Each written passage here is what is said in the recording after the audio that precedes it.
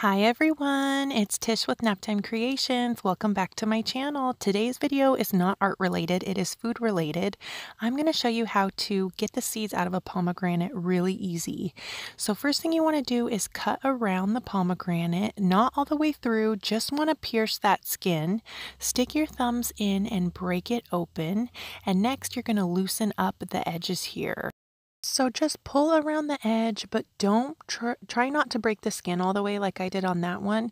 You're just trying to get those seeds nice and loose inside of the pomegranate here.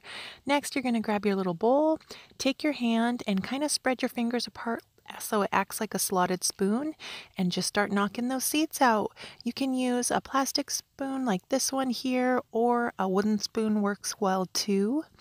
So just keep rotating your pomegranate and then all those seeds will come out. Super simple and easy. It literally takes 2 minutes. Before I've really struggled with this and they're so yummy and good for you. So definitely give it a try. And if you guys like this video, go ahead and leave me a like and share it with your friends too. Thanks for watching, you guys. I'll see you later. Bye.